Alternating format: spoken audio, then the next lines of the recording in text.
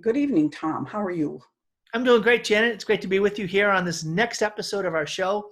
I'm glad that we're just blowing up the internet with all the different views and subscribers we have, huh?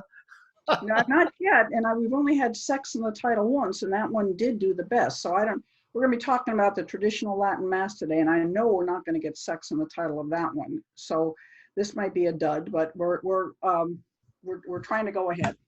So let me just start with a prayer, if I could. Okay, in the Father, Son, Holy Spirit, Amen. Dear Lord, we thank you for this opportunity to serve you in this way. Tonight we're going to talk about the traditional Latin Mass. Please help us to do so in a way that does not in any way contribute to divisiveness in the church or fuel the liturgy wars. We simply want to help people see what we see in the Latin Mass that has led us to love it. We know that you are present in any liturgy approved by the church, and we're asking people simply to open their minds to experience something that's been a part of the church almost from the beginning, and to experience even more some of the great riches of the church that they may never have experienced in the least. We ask all of this through Christ our Lord. Amen. Father, Son, Holy Spirit. Amen.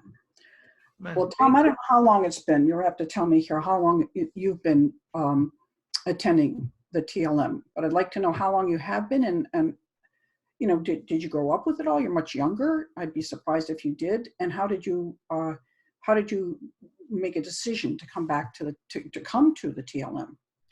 Yeah, so Janet, so it's only been since, let's say, in the middle of last summer. It was about a year ago, just literally after Easter on Divine Mercy Sunday, that Carrie and I were over in Coeur d'Alene. We were doing a marriage retreat, and we ended up going. We were invited to a high mass at the traditional Latin Mass community, the priestly fraternity of St. Peter. And I've shared the story really early on in our own review here. My wife, Carrie, just broke down in tears, and there were tears of like, this is so glorious, and grieving over what we had lost. And in all those different ways that we talk about the Latin Mass, the reverence, the sense of believing in the real presence of Jesus, the concept of the priesthood, that you've touched heaven, the majesty, and then also just the community, the families, how they were dressed, all the 100 things that you and I have talked about in our own forums. And even was this your first experience of the TLM? It was our second. It was our second. Yeah. We had been invited to go to a traditional Latin Mass about maybe 10 years before. Now that was when we had 7 kids, we had 9 kids, like 12 and under. And that's not a good time to go to the TLM, traditional Latin Mass. We went, and it was so exhausting trying to keep the kids in order while we were part of a Mass that I could follow along with some of the Latin in the missal that I had, the missalette that they provided, but it was so foreign to us that it was like, I don't know why people go to this, was honestly where we came away with. And it was like, I just can't imagine going here week to week.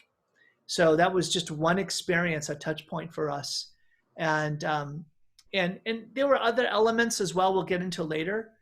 But it was really coming back, this circling back around, say 10 years, 8 years later, where it was like, you know what, we literally have to move our family to be near this.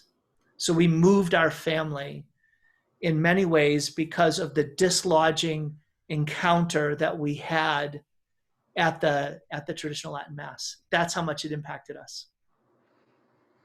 Amazing. Well, I want to hear more in a minute about how your family adjusted all these 9 kids that you still have. And I know most of them are still at home. So it's not as if you've shed those 9 kids and now can run off to Mass with you and Carrie to something that delights you, but somehow you've had to bring them into it. I wanted to say, I think that the one reason what we're hoping to do tonight is, again, to share our discovery and enthusiasm for the TLM Mass, for the TLM, I should say, traditional Latin Mass. There's many ways it can be spoken of. That's my favorite. Some people talk about the extraordinary form, which is an official name for the church. Some have called it I think it's the usus antiquior, the older use of the Mass. But I think I did experience it. I grew up with it until I was about 15 or 16. I think most Catholics have never experienced the traditional Mass, right? Never. And so they have ideas about it that they haven't really tested by their own experience. And part of our intent today is try to help people get over whatever reluctance they might have to go and test out the traditional Latin Mass. As I said, I grew up with it, and it wasn't necessarily a really positive experience. The priests tended to say the Mass in incredibly rapid fashions. I think I've said before on this review that our priest could say it in 19 minutes, the whole Mass. And it was shocking. And my father, who was not necessarily a really pious man, I mean, he wouldn't go to extra Masses unless I invited him, but not on his own steam. And it made him furious because we were accustomed certainly to getting very dressed up for Mass. Sunday was a very special occasion, so we put on our Sunday best. And my dad had to wear a suit all week long, and he wasn't all that keen about having to wear a suit on the weekend too, but that's part of what it was. And he couldn't see doing it for just 19 minutes. If we're going to go, we should go for something that's more substantial. And then I honestly barely remember the Novus Ordo coming in. It seems like in my life, it was a smooth transition. And then my whole life I've gone to the Novus Ordo. A few times I've kind of gone off to the TLM for some reason or another, and always loved it, largely because I like Latin, and I loved having an experience of the Latin. And that was more my reason for liking that than almost anything else. But somehow last summer, God kept tricking me into going to the Latin Mass. First, he sent me off to a Melkite rite. I have a friend who belongs to the Melkite rite. And in Canada, they have a Melkite parish, and we went over there, and they have all the icons and I guess called the Redudu and all of this, and it was so beautiful. The whole Mass was sung. It was all in Arabic. I understood not a word. And I still found it to be incredibly moving ceremony. All the ceremony, all of the dignity of it was just blew me away. And I thought, I need to find something more like this in the Roman Catholic tradition. And then the son of my very good friends, the Waldsteins, Michael and Susie Waldstein, he's the translator of Theology of the Body. Their youngest son got married in a High Latin Mass, said by their son, who's a Carthusian monk in Austria, and had an unbelievable choir from Ave Maria College. And it just couldn't have been more grand. I mean, it was just grand. And again, I was totally blown away by that. Then I went off to Phoenix to do some speaking engagements, and I wanted to go to Mass on Saturday and Sunday.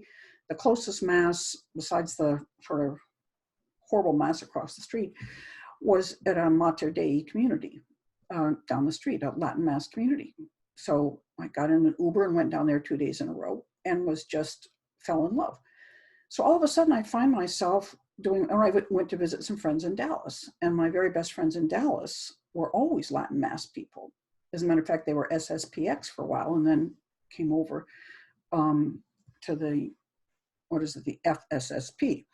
And I never made real fun of them, but I always kind of chided them, like, what are you better than the rest of us? And why can't you come to the Novus Ordo Mass? And they were just always very sweet to me. And I wasn't that mean to them. They don't even remember it. I sort of remember it. I accused my friend, because she went to the SSPX as being a Protestant, that she was deciding herself what was the right church. So anyway, just to make bring this around a bit, we have in Detroit, which is a good 45-minute to hour drive from here, we do have an Institute for Christ the King that came in 3 years ago. And that's a very acceptable drive for me to go for the beautiful liturgy. There's a closer one in a little small church about 20 minutes away. And if I'm, for some reason, can't make the big hike into Detroit, I go to that one. The music's not as grand. It's not as grand a church, but it's a beautiful Mass. So that's how I came. And for all those years, I didn't explore the Latin Mass, even though I was drawn to it.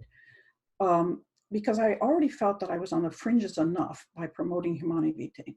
And I didn't want to be dismissed as this completely retrograde Catholic who couldn't accept the post Vatican II church. So I didn't really allow myself to go to the Latin Mass. But what happened was the sex abuse crisis, which just knocked me over. And I just became more and more angry at my church. And it's not that I think the Latin Mass produces necessarily pure individuals, right? It's just that I needed something different. I needed something where I was still in my church, but I was not, to my mind, from my experience, in the same church. I needed some relief. And I found it in the Latin Mass. And I know we'll talk more, but in fact, I'd like you to talk now about introducing your kids to the Mass and what that was like and how they came. Because many people say to me, I couldn't get my kids to come. I know I couldn't get my kids to come. Someday I'll come when they're off at something, but I can't imagine getting them to come. And for me, it wasn't hard. Once I was there, I was like, again, I was like fish in water. I was home. I knew this is where I belong. I love the Masses around here, the Novus Ordo Masses. They're better said than most I've ever heard in my life, but the Latin Mass is where I belong. So how'd you bring your kids in? So Janet, it's I want to make a very simple statement to parents that are here. If you have a serious desire for your kids to be Catholic in a way that is full and flourishing when they're adults, go to a traditional Latin Mass. And I'm like, it's why are we there? We are there because of the thing that you started to mention towards the very end. There was the whole, what I call the scales falling from the eyes with the McCarrick thing happening, and the downfall, the unfolding of that. It was like, I have a mission, and my vocation is to become a saint, and this mission flows out from there in accord with my vocation from my wife and my kids, and then from there out to others. And what I saw was that what I was doing and what Carrie and I were doing to raise our kids Catholic was likely going to lead to failure, just based on raw statistics and what we saw happening around us. That we were living in a world where, at the most intentional ways, at these best schools, Catholic schools, and surrounding ourselves with good Catholic people, we were just losing our kids to the world. The world was winning. They were doing a better job evangelizing our kids. And so we moved our family to get to this community, and I'm coming around to it. Mm-hmm. Why do my kids go to the Latin Mass? Not because they appreciate the Latin Mass better than the Novus Ordo Mass, the Mass that they've gone to growing up. In fact, they will still say that certain elements of the new Mass are things that they appreciate better. Like, they can understand what the priest is saying, even if they were bored. So honestly, at one level, our kids will self-report that they are just as bored at the Latin Mass as they have been at the other Mass. However, they dress like they're going to a wedding.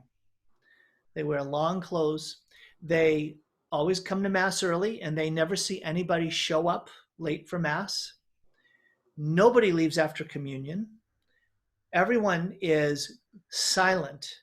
So it fosters a sense of reverence, right? And the other 10 things that we'll talk about, they receive communion on the tongue. They stay afterwards and they pray prayers of thanksgiving for having received communion.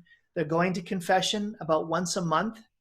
Teenagers, I've got 5 teenagers in my home, and they're going to confession once a month to 2 months, right? And why are they willing to go to a Mass that lasts an hour and 45 minutes long without complaining? That's the Latin High Mass, right, that we go to as a family. In fact, they were insisting last Sunday, Dad, we're going to go to the 9:30, right? We're going to go to the 9:30 at St. Joan of Arc, the priestly fraternity of St. Peter Parish in Idaho. And they're like, we're going to go, right? And they weren't going because they wanted to hear the sacred music. It was because of their friends. They have friends that go to that mass and families that we hang around with. And you know what? We could not be more thrilled because these families look like ours, believe like we do, act like we do. And so, why the traditional Latin Mass? Let me say it to you in one sentence, dear parents. If you've got teenagers, it is your best chance to foster a Catholic mindset and culture in your kids. It's a culture, it's a whole way of seeing and living. And you will not get that. Almost for sure, you will not get that at your typical or almost any Novus Ordo parish. I'm sorry, you just won't. Okay, I got a couple questions here. Did you prepare them in any way? Did you take them through the Mass and show them what was going on and explain why it's ad orientem and explain why all the incense and explain why there's taking the robes off and putting them back on? Did you do that with them? So that whole idea of catechizing them around the Mass. So this is where the shorter answer is not completely. So it's a matter of feeding them little bits at a time, right? Because raising 9 kids and 8 are still in the home, and this is within a span of 12 years, right? So that's a lot of kids in a lot of years. We are focused on discipling them or helping them grow in their relationship with the Lord. So we've done some bits of explanation, but not a tremendous amount, to be honest. Okay, about the question about, I recommend it honestly, especially well now that you can go to Mass, but still it would seem to me it would help them. In fact, I would assign different kids to explain research and explain different parts of the Mass. Just have a family gathering and just say, since we're going to this Mass, why don't we try to understand, why do we use incense? Why does he face? Why does he have his back to us? That sort of thing. Why all the candles? And so again, what we've I know found, that might come up naturally, so maybe you don't need to do it formally. no. It's a great point, and it's like it's really a matter of choosing your battles. Like with the little kids, we can do that, and we have done that. With teenagers, it's a little harder, where kids are much more open to be formed by others, and so we do some formation for sure, but we've put them into contexts where the priests at the parish are catechizing them around those things.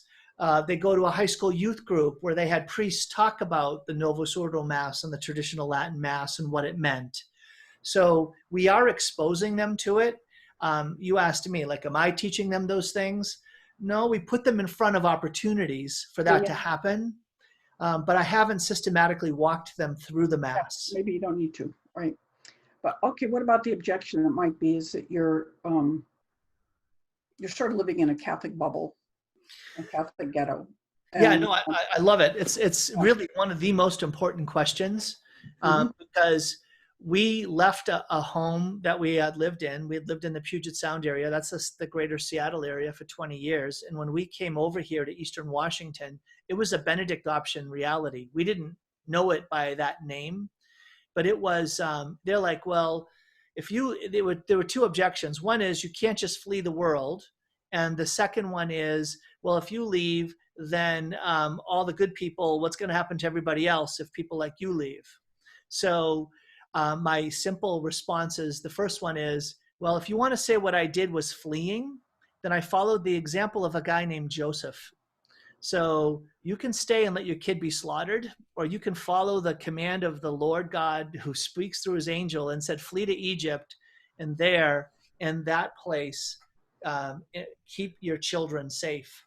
So we were fleeing an environment that was so toxic that we know it was impacting their mindset, even though we had done so many other things. And to continue doing that and expect a different outcome, that's called insanity. And so I chose the harder task of tearing up, uprooting, and planting our kids down in a healthier environment. There was not going to be an opportunity contextually the context of the wider community in which we were living, to be able to have that kind of community experience in a healthier context. I'm sorry, Seattle is just not healthy. It is not a healthy context to raise Catholic kids. It's just not. And so that's my one answer about fleeing. Yeah, no, if I'm fleeing, I'm fleeing into my vocation as a father to lead, provide, and protect my kids. Yeah. The second one about others, well, what will happen to the rest of them? My answer to them is, come on along, there's plenty of room. And you know what? A whole bunch of families have, and a whole bunch more are coming. And that has to do with my discernment of the times, that the time to sit and say, we're going to engage in serious dialogue with this moment in history, that's not the moment we're living in anymore. We're living in an Elijah moment that says, how long will you straddle the issue? If the Lord is God, follow him. If Baal, follow him. And following the Lord for me and fulfilling my vocation meant uprooting and planting in a place where we could more fully raise our kids as Catholic. And so honestly, the traditional Latin Mass hasn't been perfect for us, but there's been a grace. People told us about this, that there'd be a grace, where we were actually expecting that it would take our kids a year of living here before they'd finally be willing to go. No, last Saturday, they're insisting that we go to the High Mass. It's because of the community that's there. Yeah, that's one of the things I want to talk about a bit too, is that obviously I'm older, and obviously that most people in church are going to be younger than I am, right? So I'm getting used to that. I mean, most of my life I was the youngest person in the church, and then all of a sudden you're one of the old ladies that are in the church. But I was stunned when I went to the Latin Mass communities that I went to. And there were very few people my age. And I thought, okay, well, maybe they're going to be 10, 15 years younger than I am. But they weren't. There were all sorts of young people in their 20s and 30s, clearly unmarried. And then young people with families, just starting to grow. You could just see filling up a pew. And I mean, sort of looking, I'm saying, like, how did they discover this? I mean, what drew them here? They didn't grow up with this. This isn't nostalgia. This isn't going back to a previous protected time that they're not finding now. It's something else that they found. And I mentioned that I think only about 5% of Catholics, or much less, honestly, have ever been to a Latin Mass. A couple months ago, I was in Houston with my niece and nephew, and I went to this young professional Catholic, young YCP, Young Catholic Professionals group. Might have been 70 people there. And I asked, how many of you have ever been to a Latin Mass? And I expected, 5%, at least 50% raised their hand. I mean, I wanted to sit down. I mean, I said, excuse me. I said, I'm not prepared for that answer. I said, do you mind if I just go sit down and catch my breath for a minute? I really felt like that. I said, I had no idea. And it's clear that this is something that, again, they look like normal people. So one thing I wanted to ask along with this about why are people being drawn largely because it's a safe haven for their children? Or is there something in addition to that or more than that? And then secondly, the TLM community has the reputation of being very severe, rigid, judgmental people. That if someone shows up in slacks and doesn't have a mantilla, that there's just going to be people looking askance at them because they don't know how to attend Mass. And I just wonder what your experience has been with that. Yeah, so both questions. So the first question is, what's the real draw, right, to it? And I would say it's four things. It's four things that for me draw me to the traditional Latin Mass. The first is those elements that are associated with the reverence, associated with like how you dress, arriving early, being reverently quiet, recognizing the way that the Mass is celebrated really bespeaks a sacred action, heaven and earth touching, all of those elements around the liturgy itself, including the sacred music. And it's like you don't get it till you experience it. And so I'm going to actually share with you just briefly after I give my answer, just a few 10 seconds or 15 seconds of the music. So the second is priests. the priests that are part of this traditional Latin Mass community, I have found, this is a generalization, that they really take seriously their role as spiritual fathers who lead, provide, and protect their people. And they do that principally through priestly activities, the celebration of the sacraments, and through strong catechesis, including during the homily. So they have a more traditional concept that the homily is used to catechize, not simply to give biblical interpretation and make it meaningful to the congregation, to the assembly. So I have found that if you have priests who have a sense of the sacred duty to communicate the sacraments and are holding that in reserve as a principal ministry of theirs, you have them preaching on matters that we just never heard about. Mm-hmm. I really mean never. Heaven and hell and sin and teachings on prayer, all these things that you just want to hear, right? The issues of the day, taking them head on.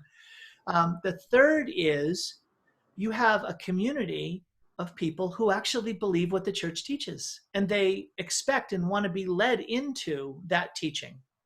And so those families tend to be open to life. And so you'll have lots of kids, and it's a normal thing. So you don't stand out as weird or extreme. It's a beautiful thing. And then that leads to the fourth thing, which is that community. Like almost the most beautiful thing that's happened in the last year, you would see after the 9:30 Mass, the High Mass, when you go into the hall and there's coffee and donuts, and the hall is brimming with life. And I see all of my kids surrounded by a bunch of other kids, their own ages, kids dressed in jackets and ties, girls in dresses, smiling, laughing, enjoying each other, hanging out, and it's just full of life, Janet. It's like, who would not want that for their families? So that would be the first answer in terms of it's a fullness of life, and it's all of those levels. It's all of those levels. Can I play that music? Can I show it? So this is actually a short clip from the 9:30 Mass, the High Mass at St. Joan of Arc Parish, where they did proper social distancing. They had the choir down, socially distanced in the pews, every other pew. And I felt like it was a biblical event happening, because we got there and there was no room at the inn. We were going to be crowded out, but one family moved up so we could get the back row. So we made it in. My family made it in, and we filled the last row. But right in front of us is a family that included some friends of my kids, and was, again, the principal reason they wanted to be there. So you'll see them too. So I'm going to share this now.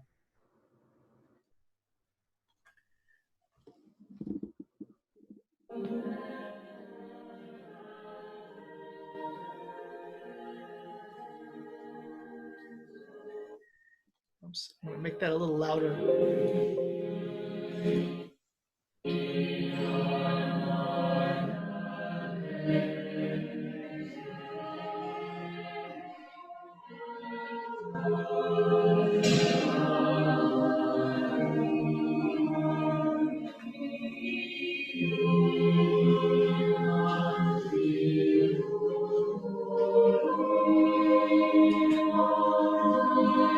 Okay, I'll stop sharing that. So Janet, what might stand out for you there is you see a large family in front of us, but they don't all have on veils, right? So they're all dressed in dresses, but a couple of the teenage girls didn't have on veils. You see, again, you see the big families that are there, that sort of thing.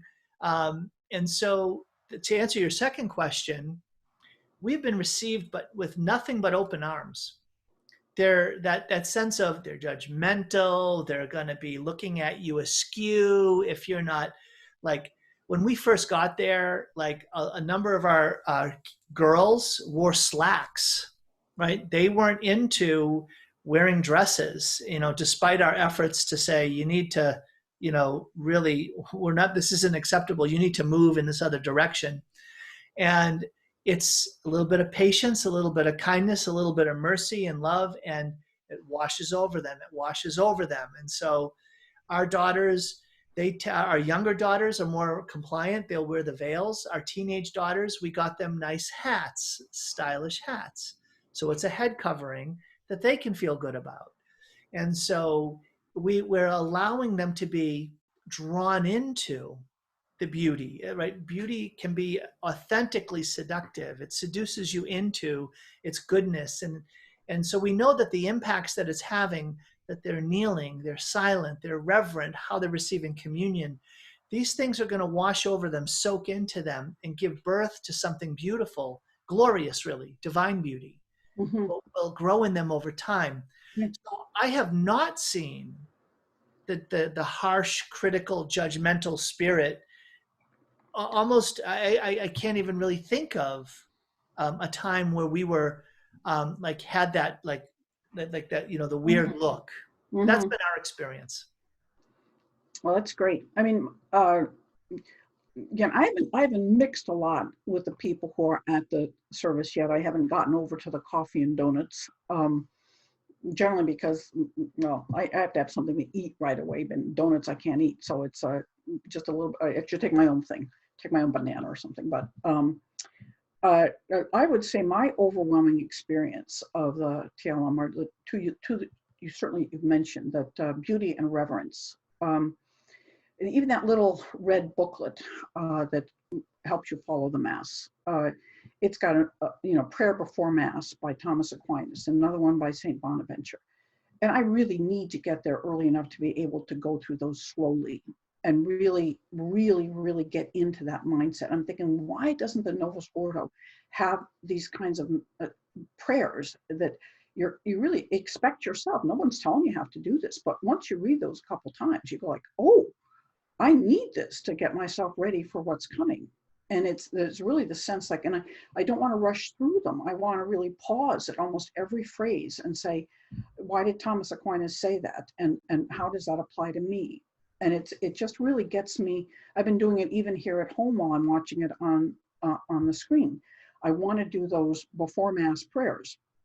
And I even remember when I was a child thinking that the prayers were exceptionally beautiful and wanting to just sort of enter into them. And it's a simple dynamic, but it's basically like, God, I've been pretty bad. I want to follow my own will instead of yours. And I realized that was a really bad idea. And I'm really sorry for that. And then it's like, but you came to save me and everybody else, the people here, the people in the whole world, my loved dead ones. I'm here to pray for them. And I know that's what you want me to be doing. And you love me. And you've worked through all of history to make this happen. And then I'm so into this. I'm so into salvation history during the whole of Mass, unlike I've never been in the Novus Ordo Mass. And maybe it's because I haven't paid enough attention, and maybe the Latin and the atmosphere is just making me pay more attention, but I find myself paying a lot more attention. And again, much of the music is chant, and some of it's in Latin, and I understand Latin pretty well, but I rarely can follow what's being said unless it's written there, and then I can follow it. But if I were just listening, I couldn't. But again, it puts me into it's an unfortunate concept. I mean, the concept is good and maybe unfortunate, but it puts me in kind of a Zen zone. I mean, I am in a zone almost the minute I get into the church. And I'm gonna do your little thing and just show this. Let's see. This is the church. This is the church that I attend every in Detroit. This is St. Joe Oratory. You can just see how beautiful it is. Right? It's just extraordinary. And usually there's about 16 altar boys that process in and out. And the dignity is extraordinary. The one I've been often looking at online, I think it's, right here. This is in Limerick in Ireland.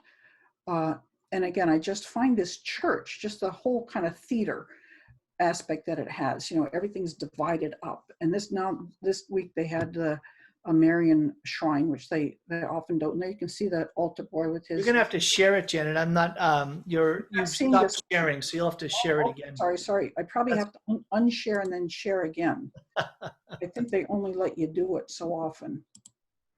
I don't know if they let you change. Whoops. Are you seeing it now? I am still not seeing it. So I think if you just click on that share screen button, there you go. All Oh, right. okay. All right. Sorry. Oh, there Yeah. it is. That is beautiful. Isn't Yes, that beautiful? it is. And just everything about it. I think the simplicity about it is just extraordinary. The dignity. Again, I love the fact that, and I haven't looked this up yet. Why does the altar boy sit with his back here? That they do it at all of these masses. And anyway, it's just so gorgeous. And again, usually they have a dozen altar boys, but because it's live stream, they don't. But the beauty is so important for me. These communities get very skilled vocalists who want very much to be singing this chant, and they practice and they get it right, all right, and they pick very deliberative songs for this mass. And people say, well, how can you follow? And I said, well, the odd thing is, and this is hard for people to get, you don't have to follow. You don't have to follow the mass. You don't have to follow the music. The most important thing is I am comparing it more to adoration than anything else. That when you get to the mass, the whole purpose is to bring you in unity with the whole purpose is to offer a suitable sacrifice to God. That's what the whole purpose is. But you're supposed to get into this relationship with God where you're prepared to be a part of that sacrifice, to sacrifice everything and put yourself completely in God's hands. And you have this very competent priest with this very competent set of altar boys who are trained like unbelievable, and the reverence. And it's like they're doing something up there that is so important. And it's very clear from everything that's happening that they consider this to be of sublime importance. No women with Crocs, no little frock coats, no men with, Disneyland ties, none of that. And it just draws you into the dignity of the whole atmosphere. And there's a certain point in the mass where I almost always lose, I try to keep track because I can do it with the Latin, but you don't have to do that. You can stop at any point where there's something that you really want to rest in. Again, it's like prayer, like Lectio Divina. You find a concept that you want to just sit with. This is a time to do it. Those bells will ring when you're supposed to be paying attention. They'll say something's up happening here that we really want your attention now. I know you've been lulled into this beautiful state of prayerfulness, but now pay a little attention here. Now I love that, but there's a point where they sing something, I think it's around the Sanctus or something, where then there's all this going on that the priest is doing. It's very silent. And usually I find he's 2 pages ahead of me before I find out where he is. And because I've been so, again, beautifully lulled into the transcendence of everything. I'm not in a rush. I'm not in a hurry. I'm just here. And that, I guess, is indicative for me, is that I want to get there early and I want to stay late. And even though it's been an hour and a half or 2 hours, I do not feel like it's been a long time. And I see that with the children around me. I just look around and they're doing fine. And I think part of it is the church are beautiful. So many statues. They look at the statues. They watch the movement of the altar boys. They watch the incense, the candles, the moving of the book from here to there. All of that gives you a kind of something's going on. But we're just here. I feel like I'm at the foot of the cross. And Jesus is suffering up there. I'm entering into his suffering. But I don't have to be singing loudly or anything. I love to sing. I'll sing whatever they let me sing. But it's just beautiful. It's incredible for me. And I love your testimony, really. So your shared lived experience of this, and it's something that I hope for. Not only for me to go deeper into it myself. There are a lot of there are elements when you were sharing. I'm like, oh wow, you sound like Carrie in terms of she always reads those prayers by St. Thomas Aquinas and St. Ambrose, his prayer, St. Bonaventure's prayer. they are so powerful. And she's like, I just got to dig into those prayers. I just got to keep going over them, because it gives you a whole mindset, like a whole Mhm, framework for seeing mhm, yourself and life and God and what this is all about. But I, I see the struggle.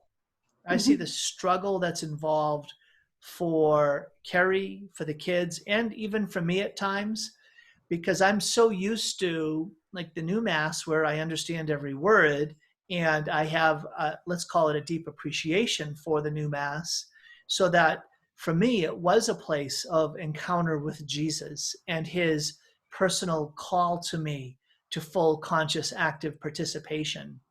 So I didn't leave the new mass because I found it personally something that was somehow keeping me from God. I certainly was disappointed in, let's call it, the lack of vibrant, expectant, reverent faith by many that were around me, by the disappointing preaching, you know. But for myself, that sense of the expectation of an encounter with Jesus, and I say that word intentionally, not the Lord Jesus Christ. I mean Jesus, the living, glorified Lord Jesus. I met him at that mass. I sensed him at the new mass. And I can see how my kids struggle in either mass to have that sense of a deep, personal, intimate, vital faith with the Lord. So when you said, "Oh, do you, catechize them around the mass at home?" It's like I do to some element, but I am very much focused with Carrie on fostering a sense of expectant faith in the reality of Jesus. It's that encounter with the Lord that we want most of all for them.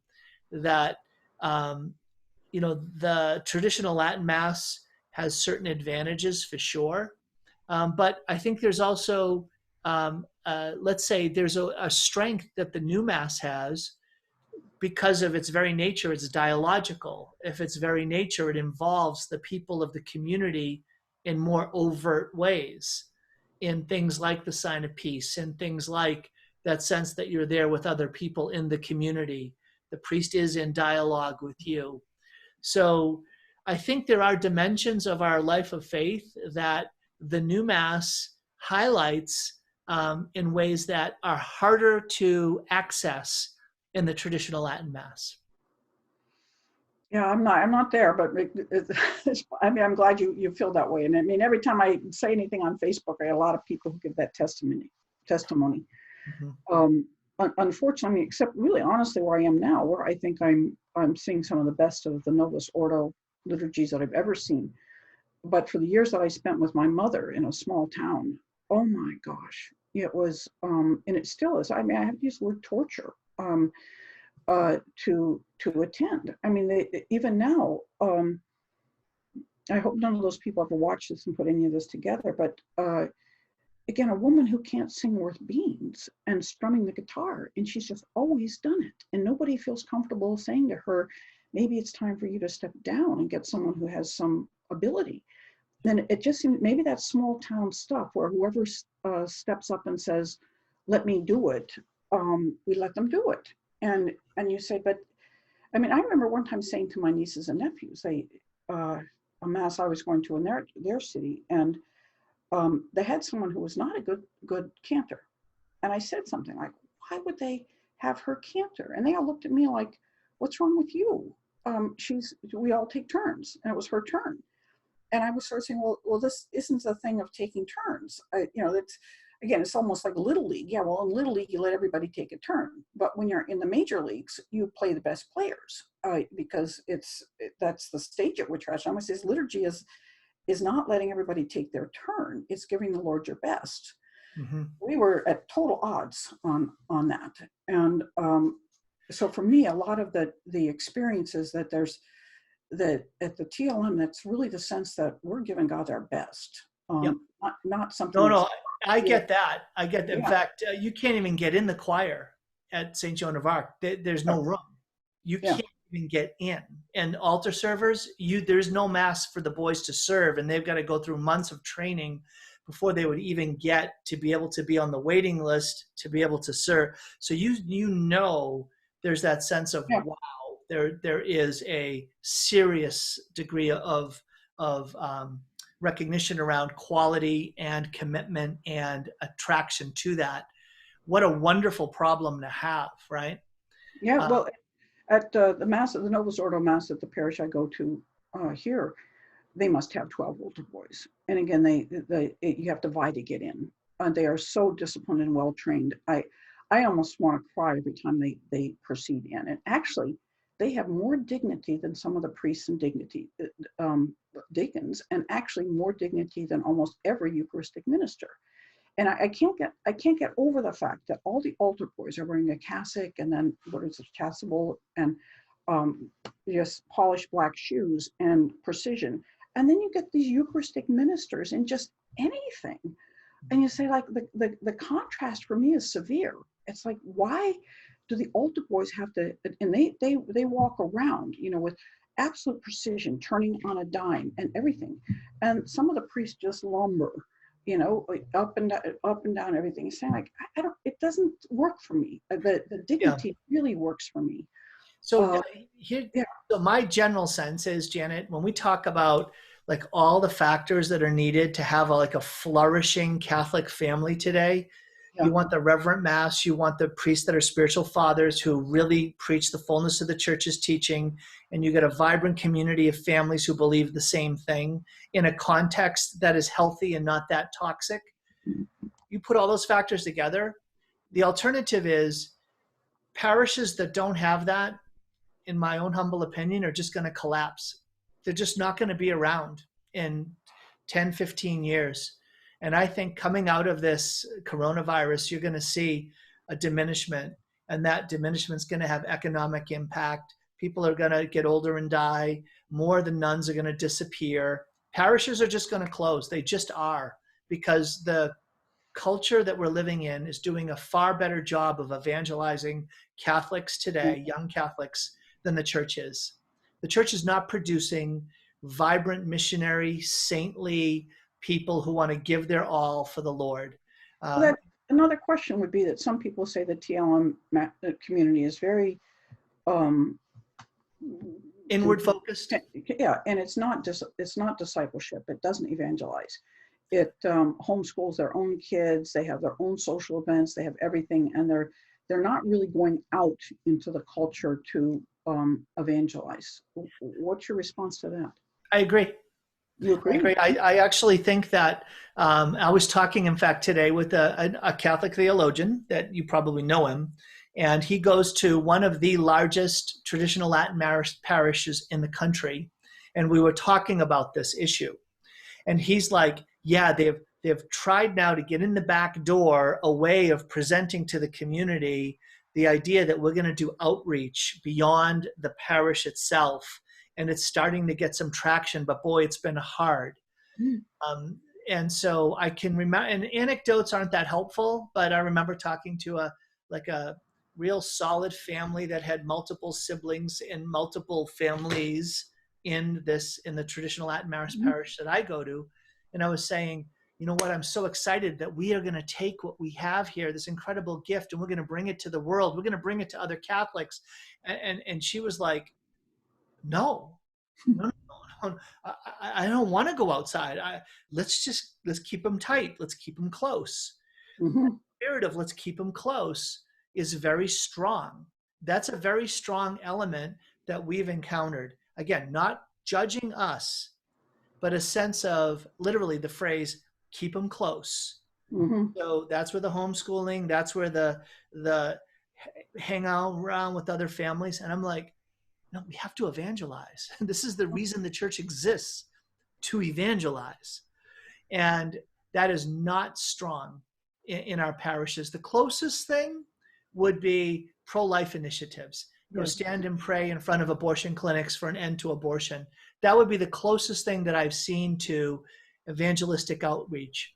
And that's where, again, I would point, not that the Novus Ordo churches, masses have done it well, but I do see elements like the national evangelization teams and focus ministries where there have been fruits of young people on fire to evangelize that have come from, Yeah. Novus Ordo churches.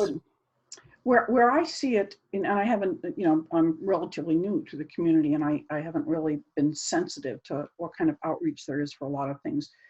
But I do think the homeschooling element is very evangelistic, because when these kids go off to college, and even as homeschoolers, I mean, they really do know how to socialize. They know how to talk to people. They know how to put on a play or have a project together. They're just amazing. And so when I could see when they came to the University of Dallas, it was perfectly natural for them to say a rosary in the evening together and just get involved, honestly, in all sorts of activities, bringing their faith with them, being very capable of defending their faith, not afraid to talk about it, not afraid to evangelize their faith. And so the fruits of it I saw so much were in well-formed children, young people, and that when they went out into the world, they were very well equipped to deal with it in a way. Okay, so this is interesting. Okay. Yeah. So if you consider the University of Dallas the world, then then I'll agree with you. But I would say this. But I want you to know the University of Dallas is not any kind of Catholic bubble where, I mean, you would notice it if you came to campus. The students, you would not know you were on, if you go to TAC or Steubenville or Benedictine, you know that you're on a thoroughly Catholic campus. At Dallas, you're at a college campus. And a lot of the kids go just for the Rome semester. A lot of the kids go because their parents won't let them go anywhere else. And they come and we felt when we were there is that when parents said, should you send your kids to Dallas? I said, well, if your kids are good kids and want to stay good kids, they'll have no trouble staying good while they're there. If your kids are rebellious and want to rebel, they'll have no trouble rebelling at the University of Dallas, all right? There is drinking, there's all sorts of things that goes on. I don't think it's a good thing, but it's right. All right, yeah, it doesn't have this closed Catholic environment. Okay, so let's make a distinction now. All right, so I want to distinguish between homeschoolers and traditional Latin Mass homeschoolers. Okay. I'll say this, that if this is anecdotal again, but traditional Latin Mass parish families have a very narrow set of Catholic schools that they're going to send their kids to. Right. That'll be different than the wider net of homeschool committed families. There are lots of those homeschool committed families that are going to Novus Ordo parishes that have a much wider set of schools like University of Dallas. I'm going to guess that like traditional Latin Mass families they're going to be going to Benedictine, Christendom, Magdalene in New Hampshire, or St. Thomas More in New Hampshire, maybe St. Mary's in TAC. Yeah, it's going to be it'll be the Newman Center list, but even half of that list probably. Yeah, when I taught at Dallas, I was there for 12 years. There was not a Latin Mass on campus. You had to go a long way to find one. And so there was, that may have changed, but even the family that I know that was very Latin Mass, their kids go to Novus Ordo without any problem at the University of Dallas. Okay. There was a Cistercian monastery across the way that had a somewhat more formal liturgy, but it was Novus Ordo. It wasn't TLM. They might have even done the Novus Ordo in Latin. I don't recall. But anyway, and so I guess my experience here is very limited. We're in the midst of all of that whole thing around, like with all my teenagers, like, oh, where are you going to go to college and what are you looking at and all of that. So it's just kind of taking in like real-time real-time stories from the families that are around us. And let's just say that, seriously engaged homeschool families that are not traditional Latin Mass folks, that they tend to have a wider net just in general, right? Sure. In terms of the schools that they'd be willing to send their kids to. Yeah, I'm just talking about these kids as being evangelizers, and that's part of the way that the TLM community has an impact on the world. But I'll be interested to see. I mean, we have to admit that even the mainstream Catholic Church, if that's what you want to call the Novus Ordo, there's just been an explosion in the last 5 to 10 years of an interest in outreach and evangelization.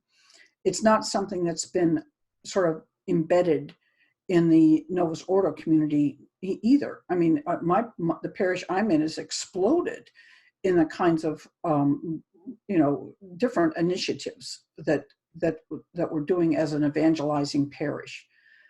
They weren't native to that atmosphere either. Excuse me. So anyway, all right. Well, I think we're probably drawing to a close. I don't know if you have something, one more important thing you want to say about this for people that may not have experienced the TLM. That's our audience in a sense, as those who have never experienced it might be a little bit curious. What should we say to them?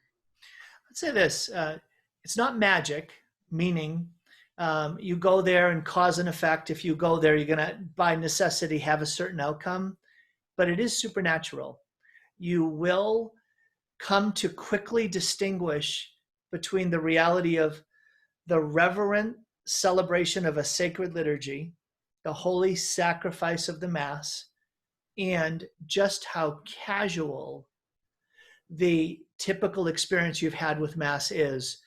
And having that distinction, you'll begin to experience the difference it makes in your life. That would be my final comment. Yeah, I think that's very good. I mean, the point is the very point of the traditional Mass. And I remember when I was a kid, just loving this idea. You could go anywhere in the world, and the bare bones, and even more than the bare bones, would be the same. And Catholic meant Catholic. Wherever you were, it was the same. Now, that doesn't mean I don't think there's a reason for enculturation of various kinds, and that different cultures would have different things. The Latin Mass itself, in various points in its history, was very diverse, that different communities would celebrate their own saints and celebrate, of course, have their own music, etc. But music that followed certain lines that we don't quite respect so much anymore. But the Novus Ordo can be radically different, and more are starting to do the Ad Orientem and the communion rail, and again, the altar boys. And so you can have a Novus Ordo that's in many ways resembles the traditional Latin Mass, and then you can have something that you don't even know that you're in the same church, that you're in the same believing body, and even from one Novus Ordo to another Novus Ordo. This, when you say, when I was at the University of Toronto, the local St. Basil's church, they had the upstairs church and the downstairs church. And in this one, people upstairs would not go downstairs, and downstairs would not go upstairs. The liturgies were so different. And it wasn't TLM versus Novus Ordo. It was Novus Ordo versus Novus Ordo, how it was celebrated. I do think there's something. I mean, some people are talking about the need of a reform of the reform. We haven't talked about the history of how the Novus Ordo came into existence. We might do that in a later segment. But it's very clear that something got out of hand, and something needs reined in. You know what? I'd love to pick up on that on our next show. And I do want to end with one comment just based on what you said. It'll be my final point. And it's this. I really mentioned all of those factors, right? You have to have the priests who are able to preach, and you have the reverent liturgy, you have the community, and you have the context. My family, we've gone to a Mass, and we've seen Masses, traditional Latin Masses, where the priest was a dud. And when I say a dud, I mean, like when he finally got up to read the gospel and then preach, it was like he wasn't interested, and he was almost put off by the fact that he had to even say this. And the community was not full of families that looked like ours, acted like ours. There wasn't the coffee and donuts afterwards, and the context wasn't the healthier environment that we are living in right now. You know what? That wouldn't keep me there. Yeah. That would not keep me there, because it's the whole package that, again, my goal is to sustain the faith and foster a Catholic spirit and ideals in my kids. And I need all of it. That's why I'm saying, Janet, there's a beautiful house for sale right next to us. I say this to every dear Catholic family that's out there. If you've got teenagers, you get it. If you don't have teenagers yet, you won't get it until you do. But please get it before you get it. Move. Benedict option. You got to move to a community where you'll get all of that if you want to have a better chance of raising your kids to flourish in their Catholic faith. No guarantee, Right. but a better mousetrap. Better mousetrap. Well, for me, I don't have the kids to raise, but I have to say that as far as my own soul is concerned, it is beautifully attended to. And I just say, I can't wait to go to Mass Sunday to Sunday. It has sometimes the Novus Ordo, I know I'm going to receive my Lord, but it's not that sense of I'm just going to go off and have this sublime experience. So, all right, well, we'll pick it up next time. Thank you. I hope we've convinced some people to at least take a look at it. And I think you have to go over a period of time, maybe 6 months, you don't have to go steadily to it, but over 6 months, maybe once, twice a month, then you might find yourself wanting to go more often. Let's give it a try. Yeah, there are some traditional Latin Mass goers who say 2 months. Give it at least 2 months. Don't make a judgment. You're going to go through the period of weirdness, and this is strange and all of that. It'll take about 2 months for it to sink in, and then you'll begin to experience the fruits. That's what I've heard as a recommendation. Yeah, well, I give credit to people that they go to something they're not so keen on for 2 months, but God bless them, and I hope that they find what I found. Yes. I found someplace I really want to be. All right, thank you. We'll take this up. Janet. Yes, Thanks, we look forward to it again. Thank you all so much for following along with us. God bless you.